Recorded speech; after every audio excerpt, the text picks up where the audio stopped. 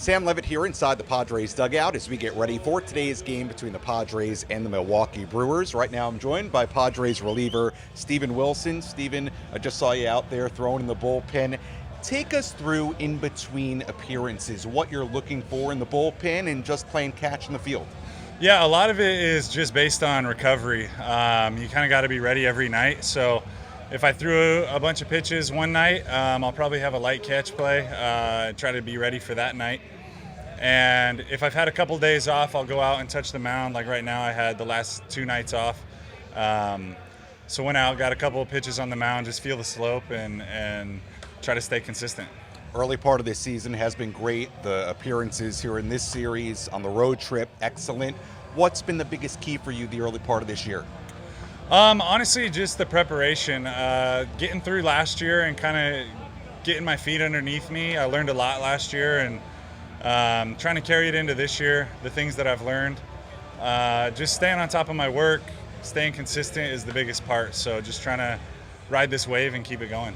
We talked about midway through last season about your experience to that point, but just to dive a little bit deeper into last year, what do you feel like the biggest lesson you learned throughout the course of last year was? That's a great question. There was a lot of different lessons, but I think the main one is just staying ready for every game.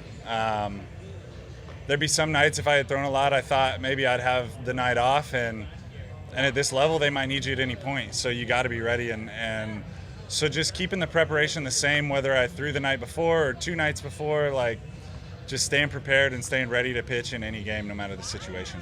You've kept with that fastball sweeper mix this season. I know there's been a lot of fun with the sweeper and the scoreboard, not knowing what to classify it as. The development of that sweeper, how has that developed for you even into this season? Yeah, it was after about a month and a half last season, we switched from my old gyro slider that kind of had more depth, almost like curveball action to it. We switched over to the sweeper.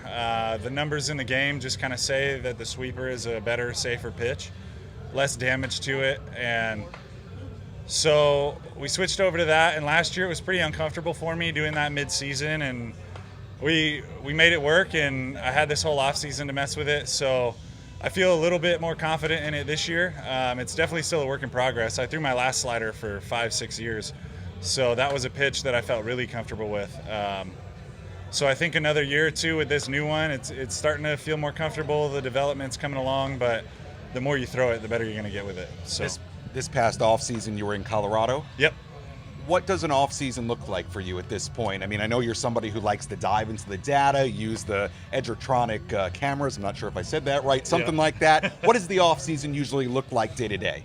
Early on, it's a lot of just getting the body back, giving it some rest, some recovery, getting all the mobility back. And then once you have the mobility and the range of motion throughout the body, I start lifting quite a bit and start building up that throwing progression, starting slow. And then as I get into November, December, kind of pick up the throwing, start throwing some bullpens in December.